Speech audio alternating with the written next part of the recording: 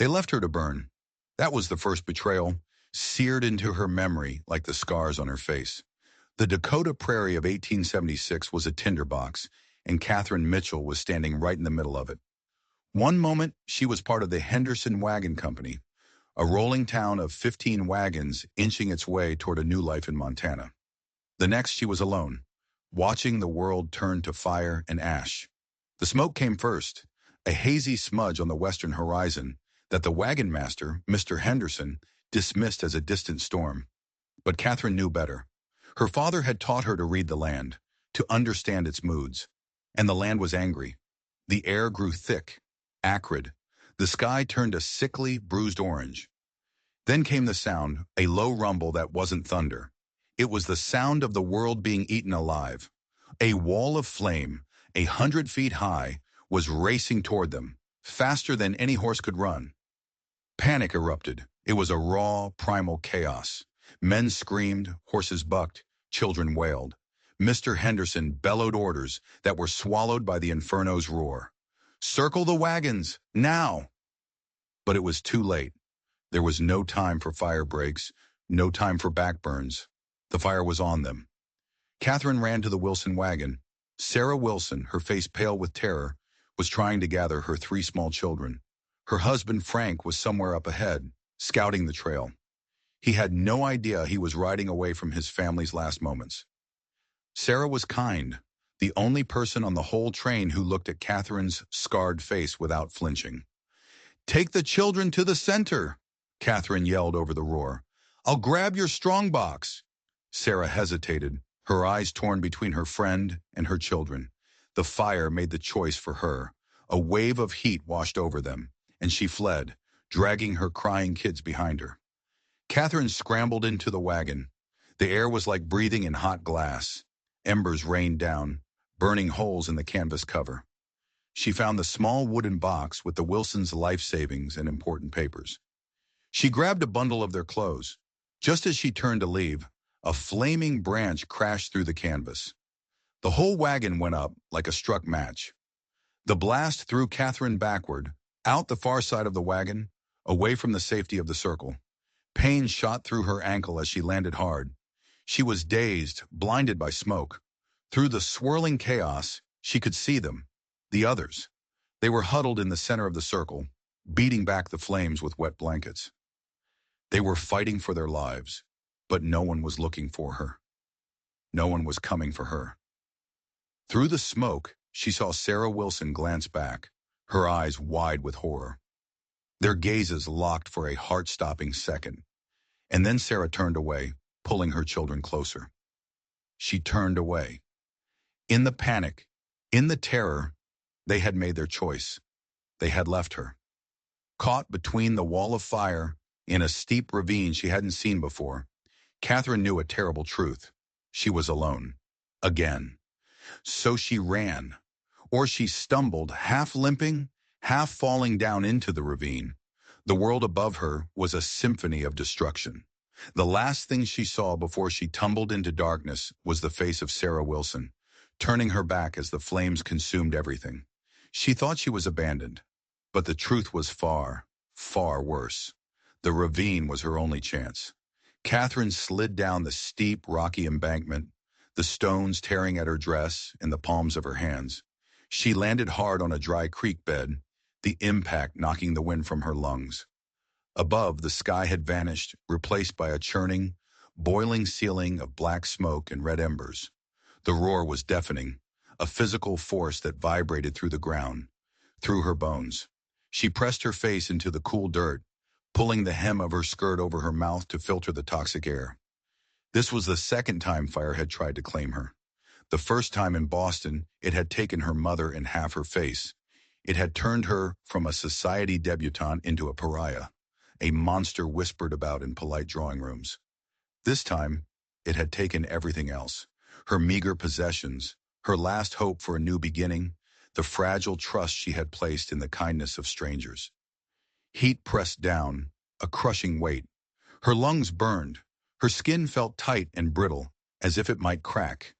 She clawed at the dry earth, scooping out a shallow hollow, a makeshift grave. She pulled the woolen shawl she'd grabbed from the Wilsons' wagon over her body, pressing herself into the dirt. She wouldn't die here. Not like this. She closed her eyes and retreated into memory, to a time before the flames, to her mother's voice reading poetry in a sun-drenched Boston garden. She clung to that memory as the firestorm raged overhead. Time melted away. It could have been minutes or hours. The roar slowly faded, replaced by an eerie crackling and hissing. Cautiously, Catherine lifted her head. The world had been remade in black and gray. Where endless prairie grass had waved, now there was only a smoking, blackened desert. The ravine had saved her, but it had also sealed her fate. The wagon train, if anyone had survived, would be long gone. They would assume she was dead, just another pile of ash on the Dakota plains. Her ankle was a swollen knot of pain. The small bundle she'd salvaged contained the Wilsons' papers and money, but no food, no water. Her own canteen was empty. She was alone, injured, and utterly lost in a hellscape of her own survival. The sun began to set, a blood-red eye peering through the smoky haze. The cruel prairie night would bring a bitter cold. She needed water. She needed a plan. Using a charred branch as a crutch, she began to follow the dry creek bed. It had to lead somewhere. It had to lead to water. Every step was agony. The silence was absolute, the silence of a dead world. But as she rounded a bend in the creek, she stopped dead. Her heart hammered against her ribs. There in the ash were footprints, fresh ones. They weren't hers. Someone else was here. Someone else had survived. Hope surged through her, so powerful it made her dizzy. "Hello," she called out, her voice a raw croak. "Is anyone there?" The only answer was the whisper of the wind stirring the ashes. But the footprints were real. They led further down the creek bed. She followed them, her own limping steps falling beside the tracks of this other survivor. They were large prints, a man's boots. He was moving with a steady, purposeful stride. Not the stumbling gait of an injured person. The tracks led her for what felt like miles.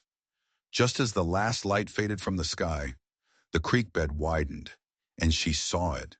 A shallow pool of water, miraculously preserved beneath a rocky overhang. And beside the pool, a figure, a man, his back to her, kneeling by the water's edge. He was tall, dressed in buckskins with long dark hair. He wasn't from the wagon train. Relief washed over her. "Please," she croaked, stumbling forward. "Please, I need help." The man stood and turned slowly. It wasn't a survivor. It was a Native American scout, his face grim, his eyes hard. In his hand, he held a rifle, and it was pointed directly at her. He said nothing, his eyes scanning her from head to toe, lingering on her scarred face, then on the bundle she clutched in her hand. The Wilsons' bundle. A terrible realization dawned on Catherine. He wasn't here by accident. The prairie fire had been a massive, chaotic event. But this man's presence, here, in this exact spot, it felt intentional. He hadn't stumbled upon this place. He had been waiting, or he had been tracking. The footprints she had been following with such hope, she now realized with a cold dread, were not the tracks of a fellow survivor. They were the tracks of a hunter, and she was the prey. The scout's name was Maka, which meant sky watcher in the language of his Lakota mother. He lived between two worlds, the son of a Lakota woman and a white cavalry officer, trusted by neither, understood by few. His eyes, the color of hazel in the fading light, missed nothing. He had been tracking the burn zone for 3 days, sent from Fort Laramie to search for survivors of the Henderson train. But that was only his official mission. His real mission was far more personal. He was looking for a man named Frank Wilson, the carpenter from the wagon train. The man who had, weeks earlier, made a secret deal with a corrupt army quartermaster to sell whiskey and rifles to a renegade band of warriors, violating every treaty and endangering every life in the territory, both white and Lakota. Maka had been tasked by his mother's people to find Wilson and the proof of his treason before his actions could spark an all-out war.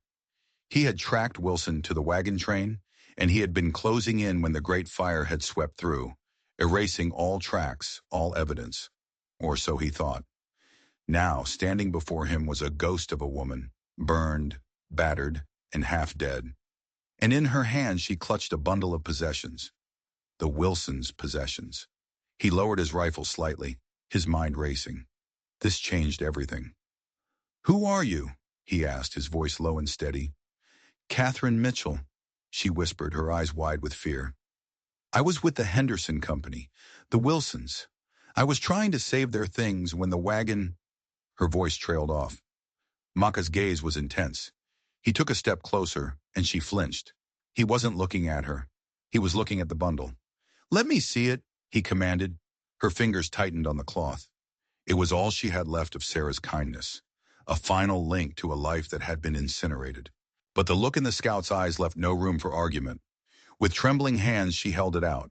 He took it from her, his movements economical and precise. He untied the singed ribbon. Inside were the family documents, the small pouch of coins, and something else, tucked into a leather fold of the document pouch. Something Frank Wilson must have hidden there for safekeeping. It was a ledger, a small, thin book. Maka opened it. His eyes scanned the columns of names, dates, and figures. Winchester rifles, crates of whiskey, payments received. It was all there. The proof, the evidence that could stop a war, or start one. He looked up at Catherine, his expression unreadable. She had no idea what she was carrying. She had stumbled out of the fire holding the one thing in the entire territory that multiple factions would kill for.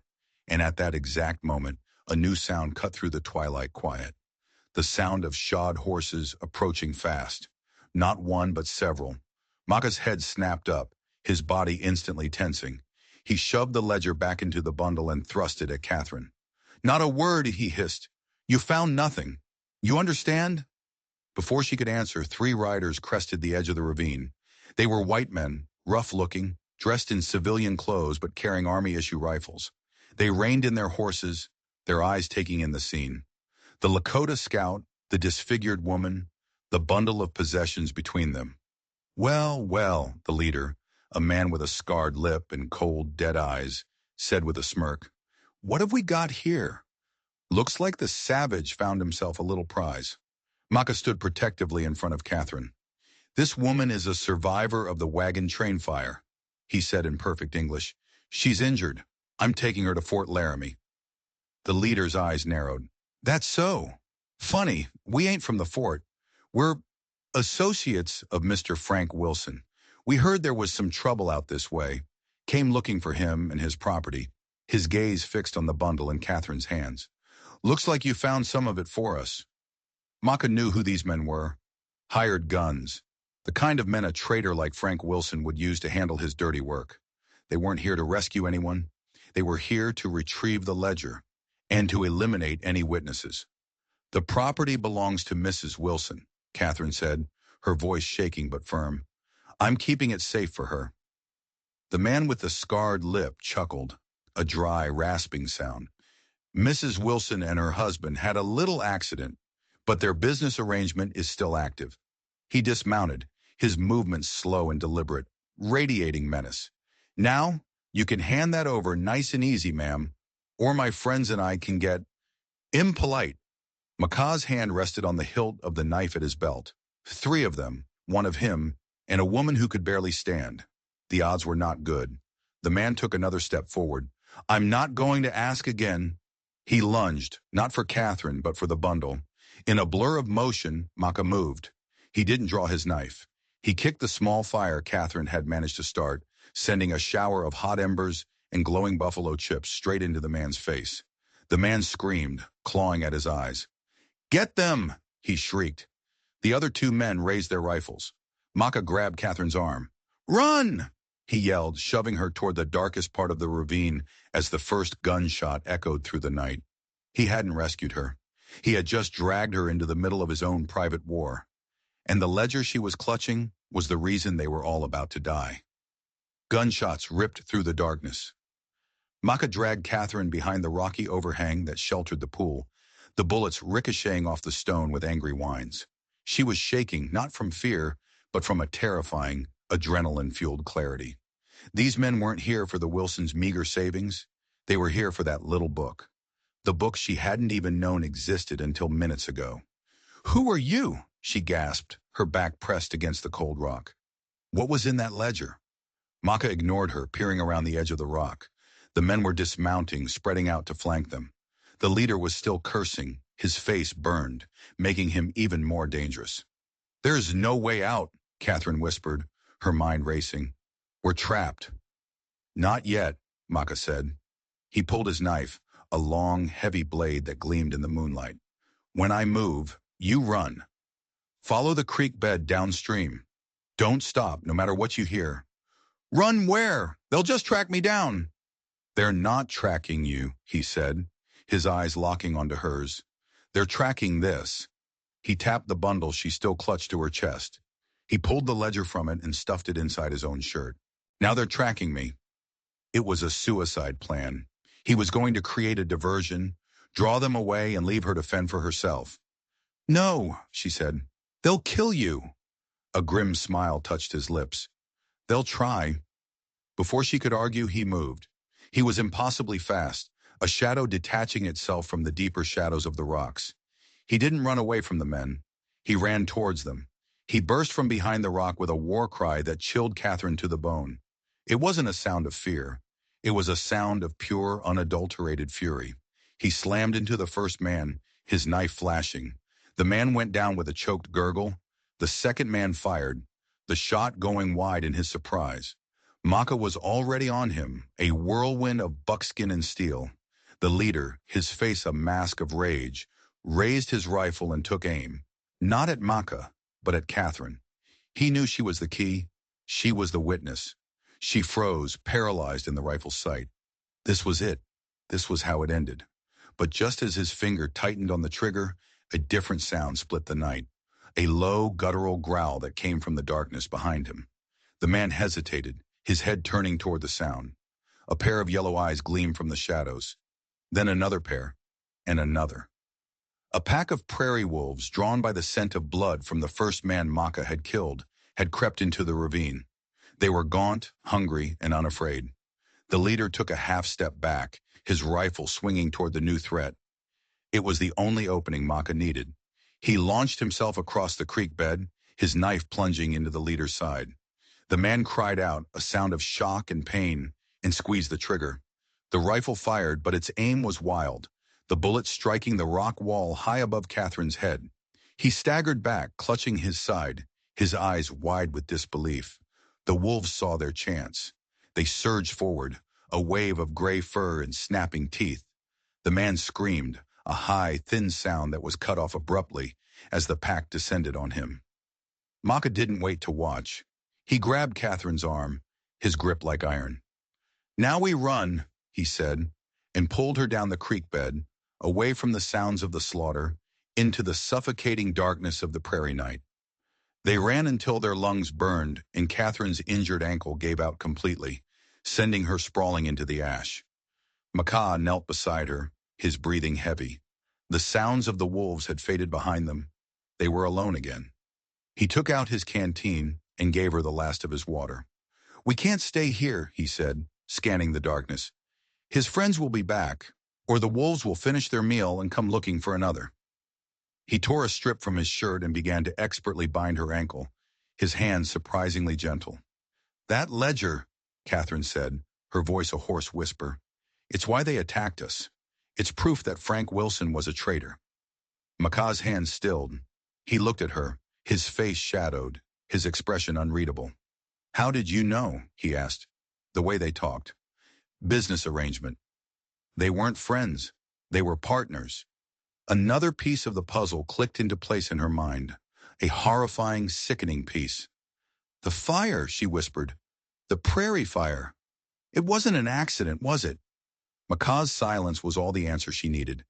Frank Wilson and his partners, she continued, the words tumbling out as the terrible logic assembled itself. They set it, to cover their tracks, to get rid of anyone who might have seen something. They didn't just abandon us, they tried to murder the entire wagon train. Maka finally spoke, his voice grim. Wilson was supposed to meet his partners with a shipment of rifles near here. The deal went bad, or maybe he just got greedy. He took the rifles and the ledger and tried to disappear into the wagon train. His partners came after him. And they burned 40 people alive to cover up a gun-running scheme? The scale of the evil was staggering. They didn't count on survivors, Maka said, and they didn't count on you walking out of the flames with the one thing that could hang them all. He finished binding her ankle and stood up, pulling her to her feet. She leaned on him, her body trembling with shock and exhaustion. "Where do we go?" she asked. "Fort Laramie is compromised. Wilson's partners might have friends there." "We go north," he said, "to my mother's people. It's the only place you'll be safe until I can figure out what to do with this." He tapped his chest where the ledger was hidden. He half carried, half dragged her through the rest of the night. As the first hint of dawn painted the eastern sky, they stumbled into a hidden copse of cottonwood trees that had escaped the fire. Maka lowered her gently to the ground. She was delirious with pain and exhaustion. Her last coherent thought before she slipped into unconsciousness was that her rescuer was not a simple scout. He was a man with a deadly mission, and by saving her life, he had made her a part of it. The ledger wasn't just evidence anymore. It was her death warrant. Catherine drifted in a sea of fever dreams. Fragments of memory assaulted her. The roar of the Boston fire, her mother's scream, the hiss of the prairie flames, the cold eyes of the man with the scarred lip, the glint of Maka's knife. She was suspended between worlds, her spirit wandering in the shadowlands of trauma. When she finally surfaced, it was to the smell of wood smoke and unfamiliar herbs, and the sound of a woman's voice, singing a low, melodic chant. She opened her eyes. She was lying on a soft buffalo robe inside a large conical tent, a Lakota teepee. The air was warm and fragrant. A woman with silver-streaked hair and a face of remarkable dignity knelt beside her, placing a cool, damp cloth on her forehead.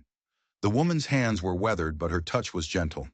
"He is awake," the woman said, not to Catherine, but to someone else in the teepee. Mackay stepped into her line of sight.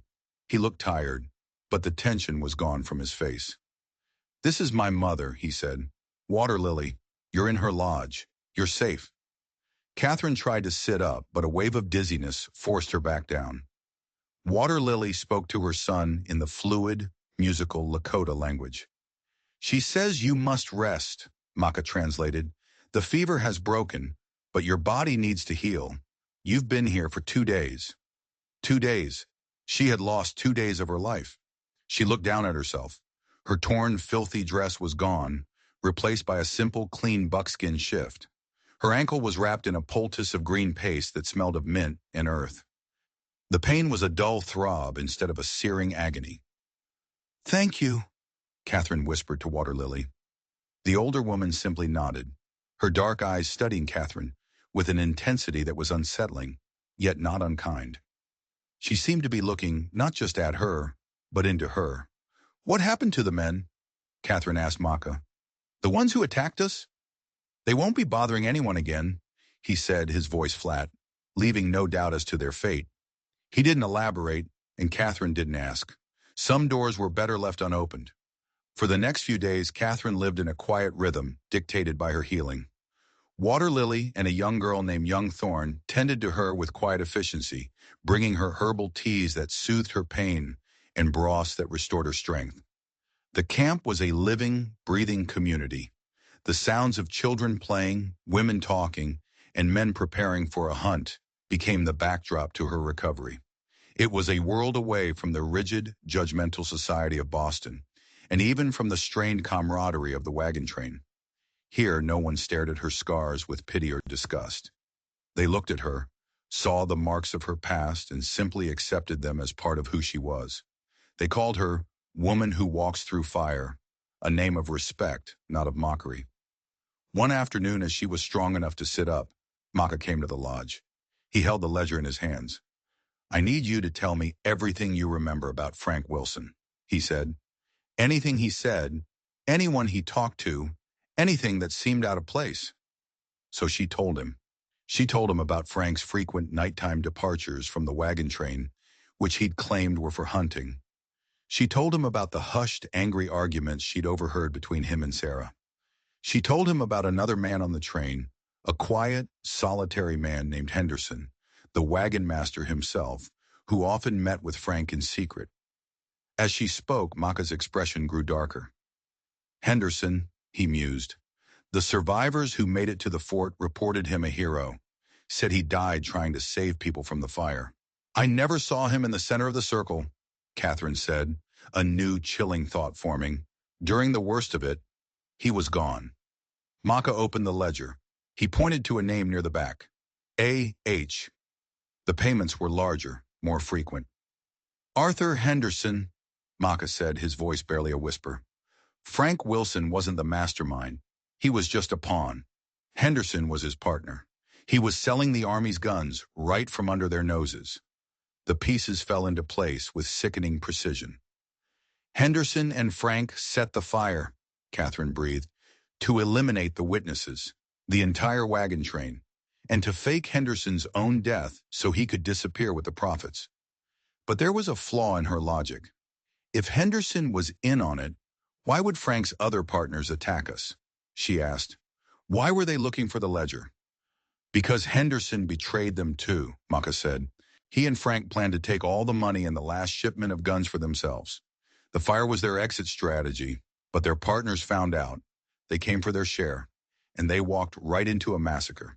It was a web of greed and betrayal, with 40 innocent lives sacrificed as collateral damage. And now another terrifying thought occurred to Catherine. The survivors at the fort, she said, her blood running cold. Who is the leader among them? Who is telling the story of Henderson's heroism? Maka's eyes met hers, and in them she saw the same dawning horror.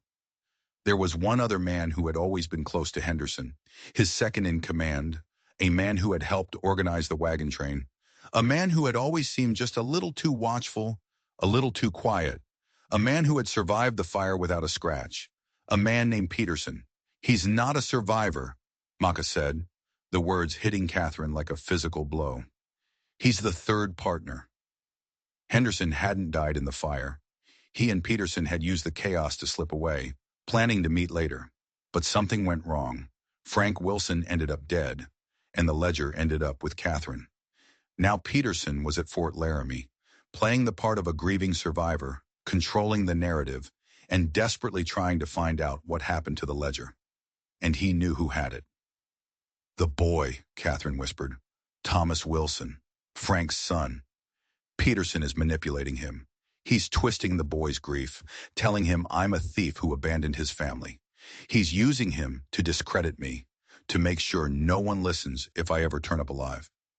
Maka stood, pacing the confines of the teepee. He knows the ledger is the only thing that links him to the crime. He won't stop until he gets it back. The fort isn't safe. He probably has men watching it, waiting for me to show my hand. He stopped and looked at Catherine. And he knows you're the only other person who can identify him. She wasn't a survivor anymore. She was a target. And the Lakota camp was no longer a sanctuary. It was a beacon, drawing danger directly to the people who had saved her. That night, the camp's scouts reported riders near the valley. Not soldiers, civilians, heavily armed. Peterson's men. They were searching, probing. They hadn't found the camp yet, but it was only a matter of time. A council was held among the tribe's elders. Standing Bear, a respected warrior, spoke grimly. This woman's fight has become our fight. We gave her sanctuary. We will not give her up.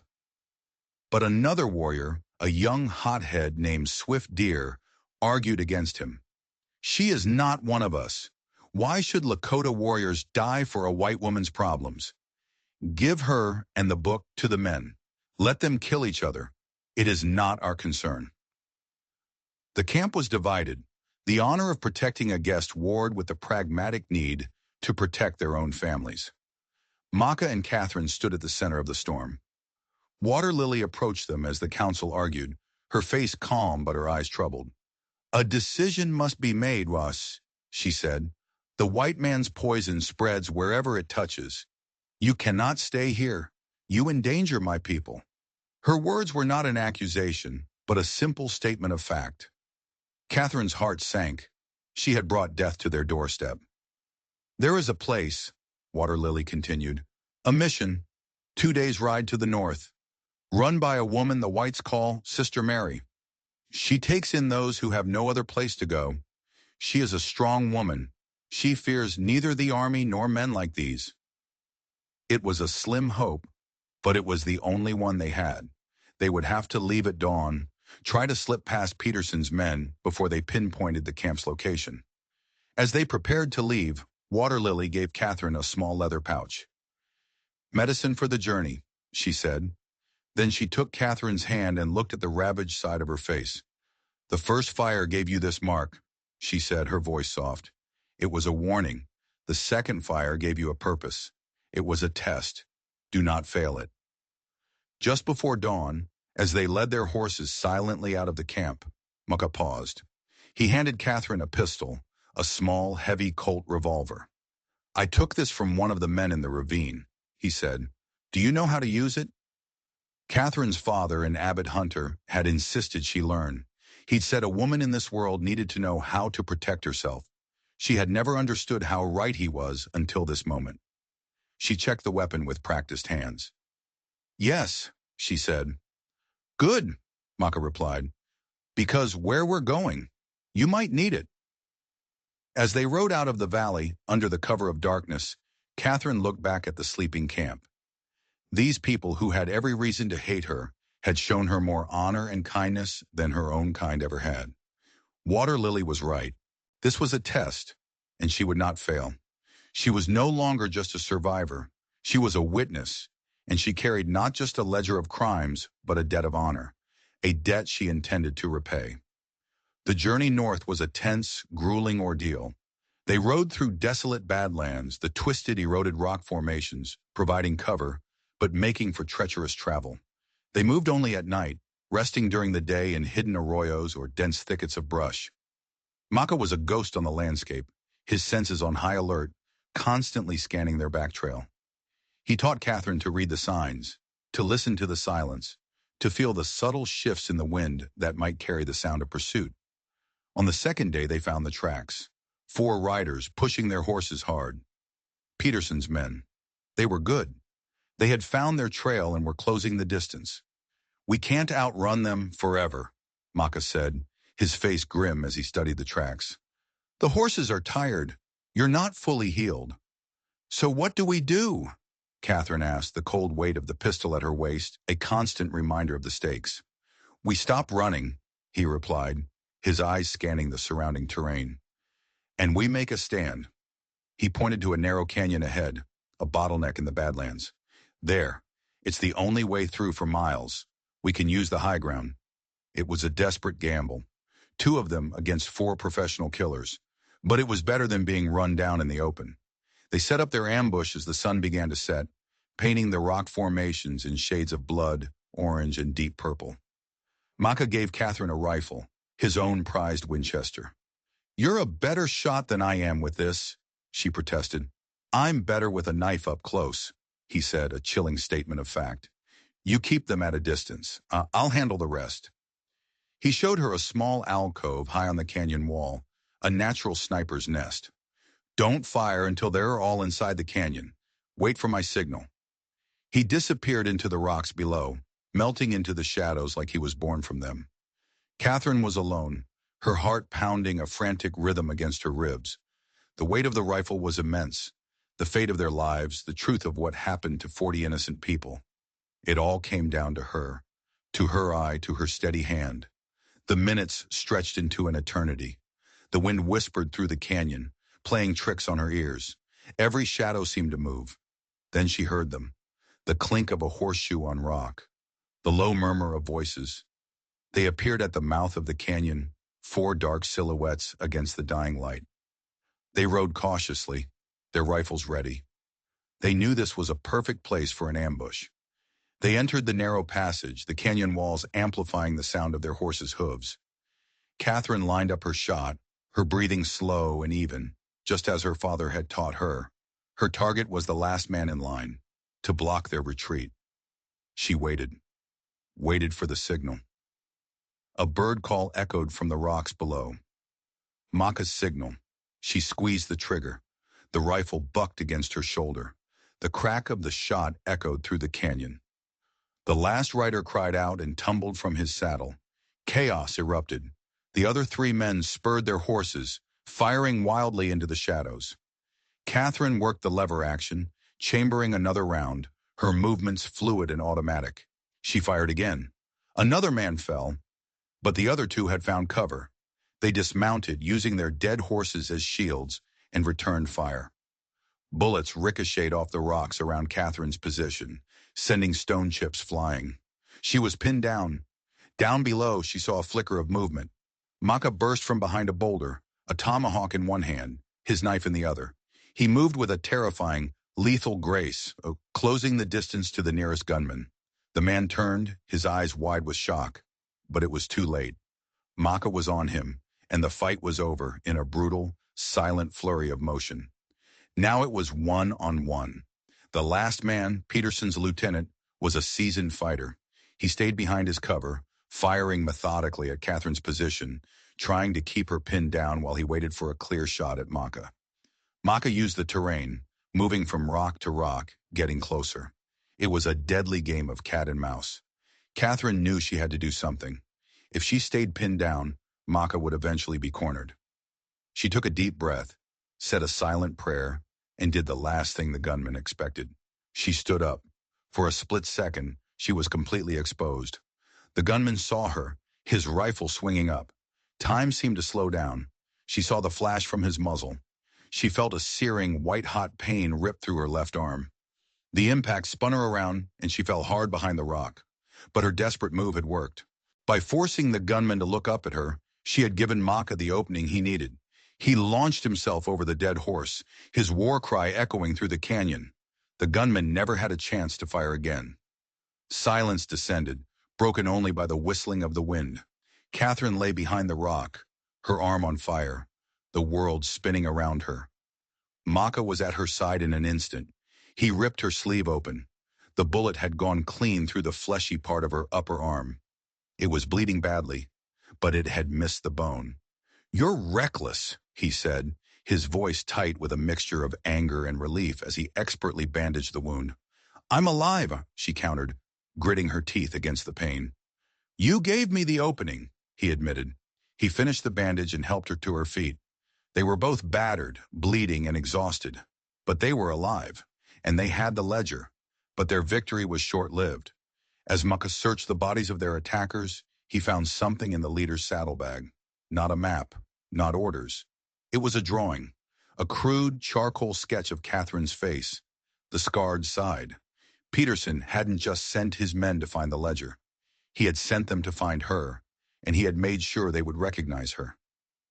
Then Maka found something else, a telegram dated 2 days ago from Fort Laramie. It was in code, but Maka, from his time working with the Army, could decipher it.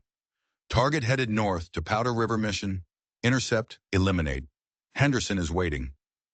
Catherine read the words over his shoulder, her blood turning to ice. Henderson. Arthur Henderson, the dead wagon master. He was alive, and he was waiting for them at the one place they thought would be a sanctuary. The mission. Sister Mary's mission wasn't a trap. It was the final piece of the puzzle. It was the execution ground. The revelation hit them like a physical blow. The mission wasn't a sanctuary. It was the endpoint of a carefully laid trap. Henderson was there, waiting. But how?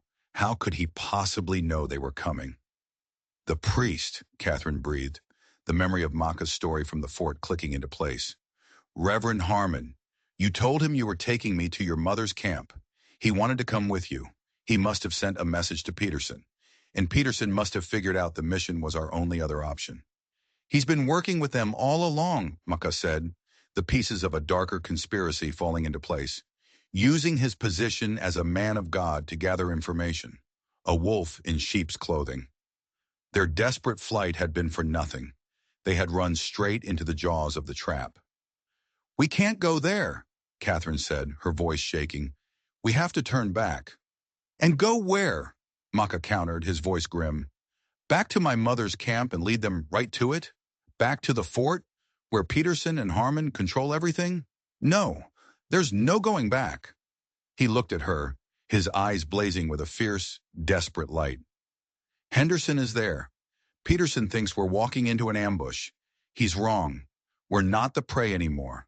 We're the hunters. We're going to the mission, and we're going to end this. It was insane. A suicidal, desperate plan. Two wounded people walking into a fortified position against a man who had murdered 40 people without a second thought. But as Catherine looked at the hard resolve in Maka's face, she knew he was right. There was no running. Not anymore. The only way out was through. Water Lily's words echoed in her mind.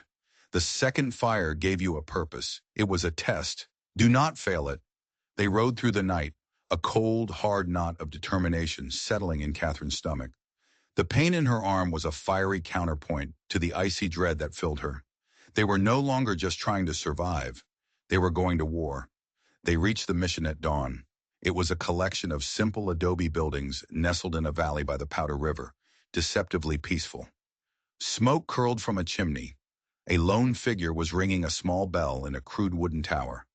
They hid their horses in a grove of trees and approached on foot, using the riverbank for cover. Henderson will have lookouts, Maka whispered. He'll be expecting us to ride in through the main gate.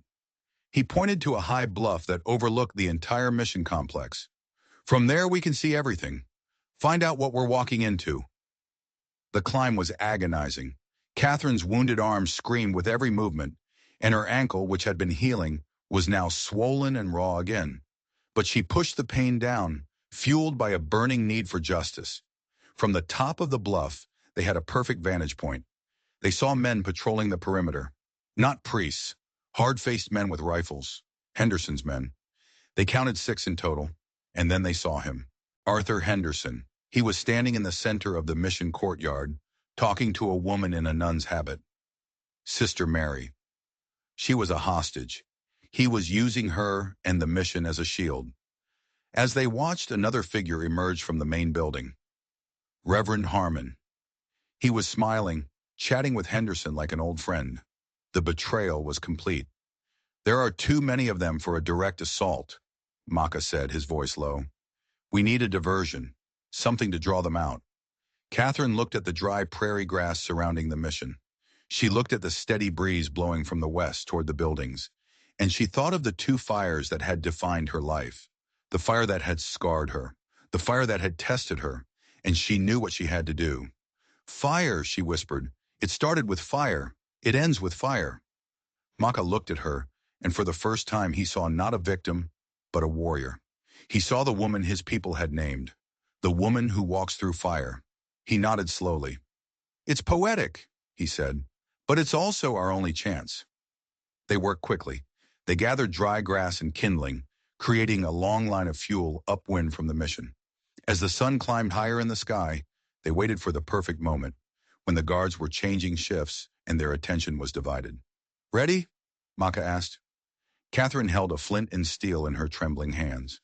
Her whole life, fire had been her enemy, the source of her pain, her loss, her isolation. Now she would wield it as a weapon. She would turn her greatest fear into her greatest strength. Ready, she said. She struck the flint. The spark caught.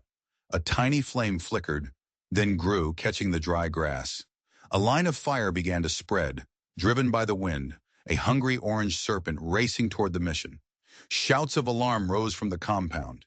Henderson's men were in chaos, torn between watching for an attack and fighting the approaching blaze. It was the diversion they needed. Now, Maka said. They moved down the bluff, using the smoke and confusion as cover. They slipped through a back entrance into the mission's chapel. It was empty. The sound of shouting and the crackle of the fire grew louder. They moved through the quiet building, their weapons ready. They found Sister Mary and the other mission residents, mostly native women and children, locked in a storeroom. Maka quickly broke the lock. Get to the river, he told them. Stay low. Now only Henderson and Harmon were left. They found them in the main office, frantically gathering bags of money and papers. They hadn't expected the attack to come from inside. Henderson looked up and saw them, his face a mask of disbelief and rage. You, he snarled, drawing his pistol. Reverend Harmon, the man of God, pulled a derringer from his coat. The Lord's will is mysterious, he said, his face pale with fear. The Lord has nothing to do with this, Catherine said, her voice clear and cold as she raised her own pistol. This is between you and the 40 people you murdered." Henderson fired. Maka shoved Catherine aside, the bullet grazing his ribs. He grunted in pain but didn't fall. He threw his knife. It spun end over end, striking Henderson in the shoulder, forcing him to drop his gun. At the same time, Harmon fired his Derringer at Maka. But Catherine was faster. She fired the pistol her father had taught her to use. The shot was true. Harmon staggered back, a look of profound surprise on his face, and crumpled to the floor. Henderson clutched his shoulder, his eyes wild with hate. He lunged for his fallen pistol, but Maka was on him, all his controlled fury unleashed. It wasn't a fight. It was an execution. When it was over, Maka stood, breathing heavily, his face splattered with blood. It was done. The fire they had set was now reaching the mission buildings. The crackle of flames was all around them. "We have to go," Catherine said, pulling at his arm. They stumbled out of the burning office, into the smoke-filled courtyard. The ledger, the proof of Henderson's crimes, was safe inside Maka's shirt. Justice had been served. They found Sister Mary by the river, tending to the others. The fire, which had served its purpose, was already beginning to die down as it reached the cleared ground around the buildings. In the aftermath, as soldiers from Fort Laramie finally arrived, drawn by the smoke, the truth came out. The ledger, combined with Sister Mary's testimony and the evidence at the mission, painted a clear picture of Henderson's and Harmon's treason. Peterson was arrested at the fort, exposed by his partner's downfall. The story of the woman who walks through fire became a legend in the territory. Catherine, scarred and battered but unbroken, stayed at the rebuilt mission, helping Sister Mary teach the children. She had found her purpose, not as a victim defined by her past, but as a survivor who had forged her own future. Maka, his mission complete, returned to his people, a hero who had walked between two worlds and prevented a war. But he would often visit the mission by the Powder River, to speak with the woman who had faced the flames with him, the woman who understood the language of survival as well as he did. Catherine never returned to the East. She had found her home, not in a town or a city, but in the vast, unforgiving beauty of the prairie, a land that had tried to kill her, but had instead shown her who she truly was. She carried her scars not as a mark of tragedy, but as a badge of honor, a testament to the fires she had walked through, and the woman she had become. The story of Catherine Mitchell reminds us that sometimes the greatest tragedies can forge the greatest strengths. It's a testament to the resilience of the human spirit in a land of promise and peril. If this story touched you, make sure you hit that subscribe button and turn on notifications, because you won't want to miss the incredible journey we have lined up for you next. And let us know in the comments below, what's the biggest obstacle you've ever had to overcome? Thanks for watching. We'll see you in the next one.